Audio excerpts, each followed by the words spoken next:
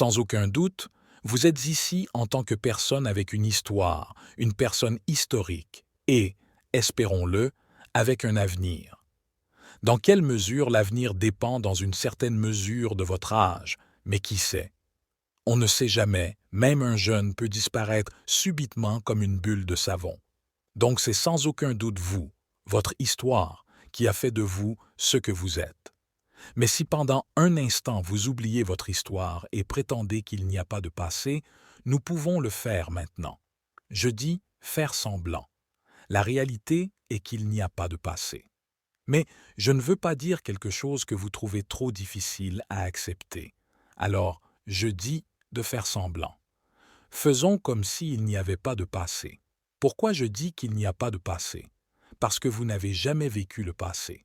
C'était toujours le moment présent. Tout ce dont vous vous souvenez du passé pour appeler le passé n'était que le présent de cet instant. Faisons semblant un instant. Vous n'avez pas de passé. Et le plus terrible, c'est de faire comme si vous aussi n'avez pas d'avenir. Vous n'avez pas de passé, j'ai dit. D'accord, ça me va. Mais ne m'enlevez pas mon avenir, car c'est une chose terrible si vous allez dans un cabinet médical et que le médecin vous dit « J'ai bien peur qu'il ne vous reste que peu d'avenir ». Mais faisons comme s'il n'y avait ni passé ni vision. Il n'y a que ce moment et vous n'avez pas besoin de vous rappeler conceptuellement qui vous êtes. Pourquoi? Pas besoin de vous souvenir du concept de soi, de l'image de qui vous êtes. Pas de passé, pas de futur. Qui êtes-vous? Comment vous percevez-vous? Comment vous sentez-vous? Qu'est-ce que ça fait d'être vous-même en ce moment sans passé ni futur? Reste-t-il quelque chose de vous en ce moment sans passé ni futur? Ce qui veut dire sans concept, ce qui veut dire sans pensée, mais pas sans conscience. Reste-t-il quelque chose de vous en ce moment si vous n'avez ni passé ni avenir? Qui êtes-vous sans passé ni avenir? Et vous ne pouvez pas répondre à cette question car toute réponse serait un concept. Le concept vient du passé. Qui êtes-vous? Ainsi, la réponse à la question de savoir qui êtes-vous sans passé ni futur ne peut pas être conceptuelle. La réponse à savoir qui ou quoi vous êtes sans passé ni avenir ne peut être qu'une prise de conscience, un moment d'émerveillement. Alors, qui suis-je sans passé et futur? Qu'est-ce que ça fait d'être moi sans mémoire, sans mémoriser qui je suis? Il y a quelque chose qui est, il faut bien sûr utiliser des mots qui le déforment, mais il y a un étrange sentiment de présence, d'être. Vous savez que vous l'êtes, mais sans aucun mot pour le définir, vous savez que je le suis, mais vous ne savez pas quoi ni qui, parce que c'est conceptuel. Le simple sentiment d'être ou de présence disparaît lorsqu'il n'y a ni passé ni futur. C'est juste un pur sentiment d'être ou de présence. Au début, cela semble n'être rien et on ne peut pas l'analyser. Et c'est très difficile d'en parler. Mais vous savez, il y a quelque chose, ou on pourrait même dire qu'il y a juste un espace. C'est peut-être ce que le Bouddha voulait dire lorsqu'il parlait de la vacuité. Il y a un espace. Et puis, si vous en êtes conscient, cela a tendance à s'approfondir. Parfois, pendant de brefs instants, vous pouvez l'attraper accidentellement dans certaines situations de la vie. De brefs instants de libération de soi, et vous dites « Ah, peut-être que vous voyez quelque chose de très beau et pendant un instant vous êtes transporté hors de vous-même. » Il y a juste une pure perception sur fond de conscience. À l'espace d'un instant, vous êtes libéré de vous-même ou d'une activité dangereuse qui requiert votre présence absolue. Vous ne pouvez pas penser à vos problèmes ou à votre situation de vie. Il faut être absolument, totalement là. Et vous vous sentez tellement plus vivant et vous avez envie de revenir encore et encore à cette activité, parce que cette activité dangereuse vous libère de vous-même pendant que vous y êtes engagé. Mais alors, bien sûr, dès que vous revenez à vos activités ordinaires, le soi réapparaît. Oh, je dois gravir une autre montagne maintenant. Et c'est bien alors de se dépasser. Et comme vous le savez, j'en ai souvent parlé, il y a un immense désir chez chaque être humain de se libérer de lui-même. Ils ne le savent pas, ils ne peuvent pas le verbaliser. Ils ne le diraient pas de cette façon, mais il y a un énorme désir. Il y a même beaucoup. Il y a une obscure fascination pour les humains. C'est surtout de la peur, mais aussi une aspiration à la fin du monde. Tout le monde est fasciné par les histoires. C'est aussi une liberté pour moi. Et il n'y a plus d'impôts à payer et pas d'examen et pas de soucis de carrière. La fin du monde, surtout si le monde vous rend malheureux, la fin du monde serait une bonne et grande chose. Bien sûr, le monde est en grande partie dans votre esprit. Vous n'avez donc pas besoin de la fin du monde pour vous libérer de vous-même. Cela arrivera bien assez tôt. Mais bien sûr, vous pouvez abaisser votre niveau de conscience jusqu'à tomber en dessous du niveau de pensée en prenant des drogues, en prenant de grandes quantités de drogue ou d'alcool. Et ils ont pour effet de vous tirer au-dessous de la pensée, mais ils vous libèrent également temporairement de vous-même. Pas toujours, mais souvent, ils vous libèrent de vous-même et vous sentez que c'est pour cela que les gens se sentent heureux lorsqu'ils boivent. Pas tout le monde.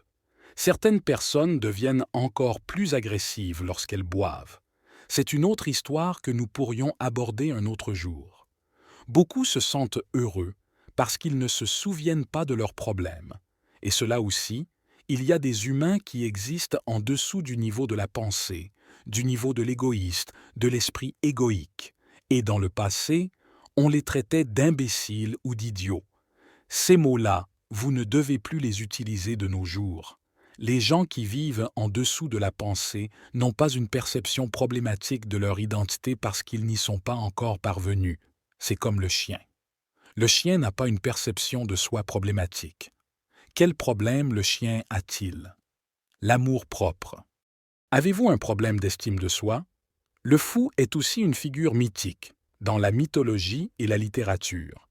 Le fou peut faire des choses que des humains plus développés ne peuvent pas faire. On a vu des manifestations plus récentes de cela dans la fiction. Et par exemple, le Hobbit n'est pas très intelligent. La plupart des autres personnes avec lesquelles le Hobbit interagit sont plus intelligentes que le Hobbit. C'est une créature simple. Et pourtant, lui seul peut accomplir certaines tâches parce qu'il est encore plus profondément connecté à l'être, à la source, n'a pas développé un sens conceptuel de soi et n'habite pas une réalité conceptuelle.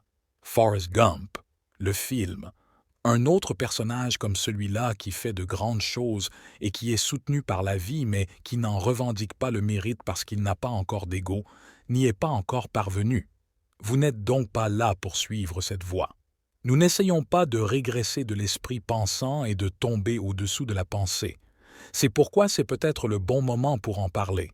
Je déconseille certainement la consommation excessive de boissons enivrantes pendant votre séjour. Même toute consommation de substances intoxicantes, je parle d'alcool. Si vous ne pouvez pas savourer un repas sans un verre de vin, ce n'est pas un problème.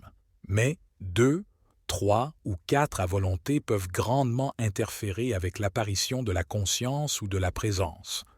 À moins d'y être profondément enraciné, cela n'a plus d'importance, mais alors vous ne voudriez pas boire beaucoup.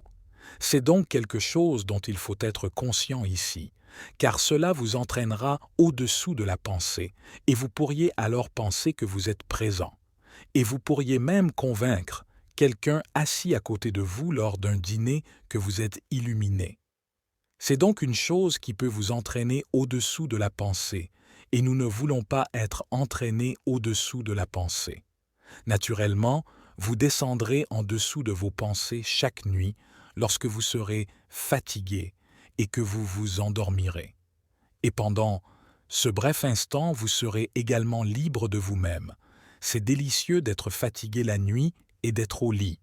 L'attraction est très forte et il y a un moment où il y a une sensation délicieuse, mais on ne peut pas la voir très longtemps et puis on disparaît.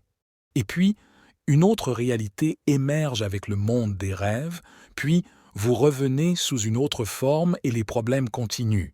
Et une autre façon de devenir dépendant d'une substance est, et encore une fois c'est important ici, les téléphones portables et autres appareils similaires. C'est un énorme défi. Les humains n'ont pas encore réalisé à quel point le défi de la dépendance à ces appareils est énorme. Ma recommandation est donc là. Si vous voulez vraiment profiter de cette situation, engagez-vous le moins possible avec ces appareils.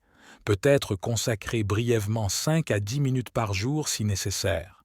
Et le reste du temps, ne le laissez même pas dans votre chambre, sinon vous êtes en sécurité. Et si vous l'emportez avec vous, la tentation risque d'être trop grande. Vous ne pourrez peut-être pas résister, et vous le savez dans votre poche. Et une partie de votre attention se déplacera là-bas. Je me demande ce qui se passe là-bas. Et il se peut même qu'il émette encore un bip. Ting, ting, un message. Une publication sur Facebook. Je me demande ce qu'ils disent. Combien de personnes ont aimé mon dernier message? Vous pouvez donc constater certains symptômes de sevrage si vous ne vous engagez pas, mais ce n'est pas grave. Observez-les simplement. Et vous pouvez dire « Oh, n'est-ce pas intéressant? Je peux sentir ce désir d'y arriver, mais ça veut dire « D'accord, je peux le sentir, mais je n'y vais pas. » Et puis ça se dissipera.